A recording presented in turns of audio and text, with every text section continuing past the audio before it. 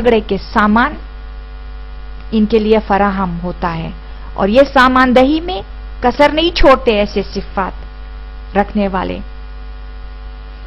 جو گھروں میں اس طریقے و اس دستور و اس خو خصلت اس رویے پہ چلتے ہیں، یہ ناکام گھرانہ ہوتا ہے. میاں بیوی کے درمیان علیحدگی کا باعث بنتے ہیں جب محبت ہی نہ رہے، جب وہ احساس محبت احساس پیار نہ ہو تو وہ خانوادہ علیحدہ نہیں ہوگا تو کیا ہوگا؟ منتشر نہیں ہوگا تو کیوں کر منتشر نہیں ہو سکتا؟ کیونکہ وہ خاندان فسادات میں مبتلا ہے. دوسروں کی فساد، دوسروں کی چغلیاں، شرور، شراندازیاں،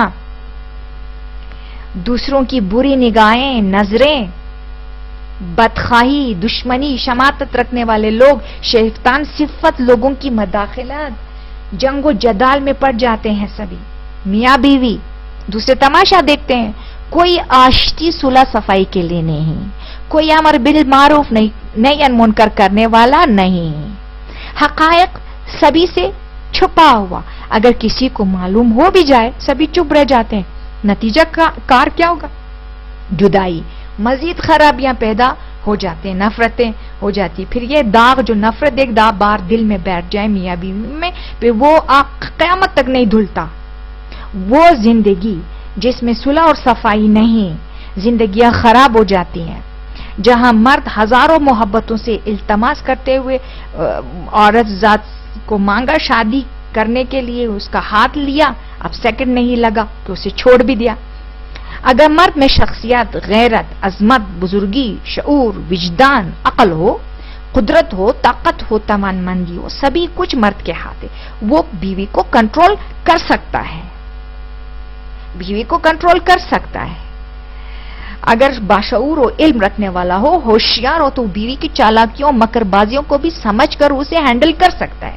بیوی موتی رہ سکتی ہے بشرطے مرد ذات کو خود کو مضبوط ہونا چاہیے. لیکن سچے پیار اور خلوص سے اگر شوہر کی طرف سے توجہ اور پیار و محبت بیوی کو مخلصانہ طور پر، خالصانہ طور پر مل جائے، بیوی دوسروں کو ہرگز نہیں دیکھے گی، دوسروں کا رخ کبھی نہیں کرے گی، خیانت کبھی ہرگز نہیں کرے گی، کیونکہ اس کی ساری ضرورتیں، اس کی محبتیں، اس کا پیار اور آرزو سب کچھ اسے مل رہا ہے جو اس کے ساتھ سائے کی طرح ہے، اور وہ اس کا شوہر ہے.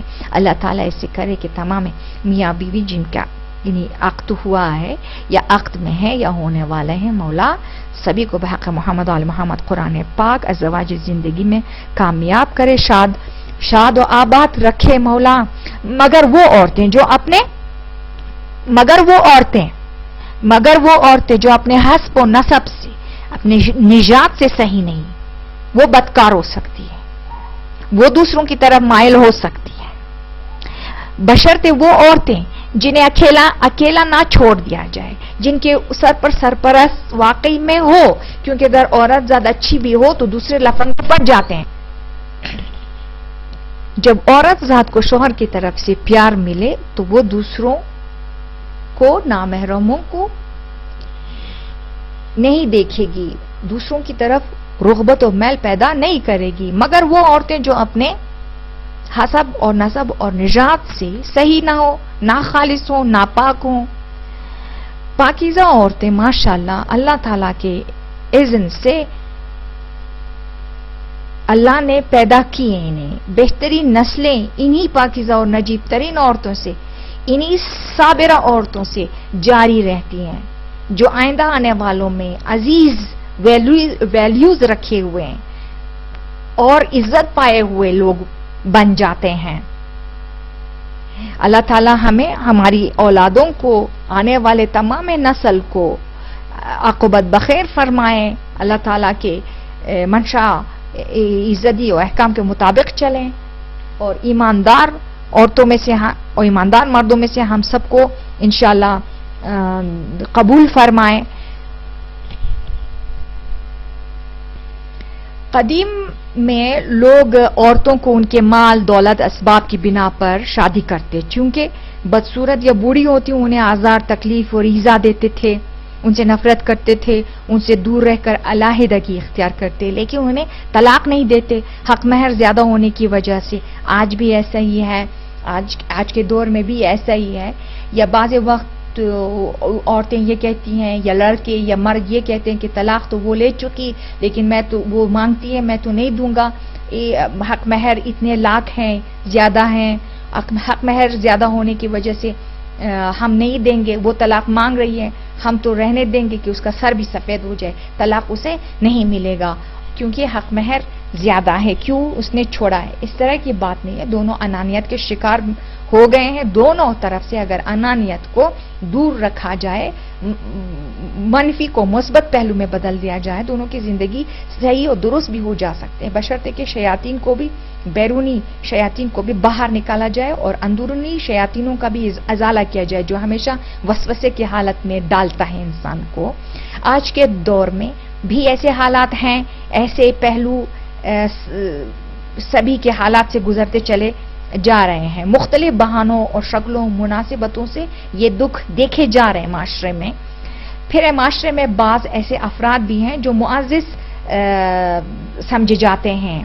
وہ لوگ اپنے آپ کو معاشرے میں بہت معزز نیک و خانوادہ افراد جانتے ہیں. شادی کے بعد کسی نہ کسی بہانے, چاہے بیوی نیک سیرت ہو, چاہے جمیلہ ہو, چاہے پاک کردار ہو, چاہے جتنا بھی سلیقہ مند ہو, کام کرنے والی ہو, لیکن چونکہ جہیز نہیں دیا گیا, چونکہ روپیہ اور پیسوں کا وسیلہ وہ نہیں رکھتی, والدین کی طرف سے نہیں رکھتی کہ وہ اپنے مرد کو اور خاندان, اپنے شوہر کے خاندان کو وہ افورڈ کر سکیں, تو اس طرح کی عورتوں کو شوہر کی طرف سے یا شوہر کے خاندان کی طرف سے ٹارچر بھی کیا جاتا ہے. اس قدر اذیتیں انہیں دی جاتی ہیں, اس قدر آزار اور دکھ انہیں دی جاتی ہے, دکھ اور رنج دیا جاتا ہے.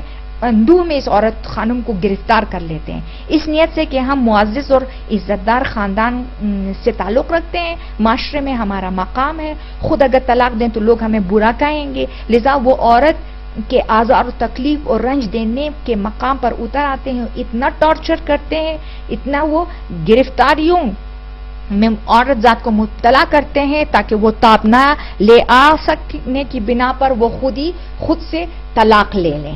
ایسا بھی عورت ذات کے لیے ہمیشہ سے ہوا آ رہا ہے. اللہ تعالیٰ پروردگار عالم جمیع مومنین و مومنات جمیع اپنے انسان کو خلق جو کیا ہے, اللہ تعالیٰ سبھی پر رحم فرمائے اور سب کے حقوق زندگی کو بہت عزت الہی کے طور پر عادلانہ منصفانہ مزاج اور اپنے رحم و رحمت کے بدولت اپنے فضل اور کرم و لطف الطافات خاص کے تحت سبھی کو خوشحال زندگیاں عطا فرمائے, شاد و آباد رکھے, آمین. بحق محمد و آلہ طیبین الطاہرین التماس و دعا.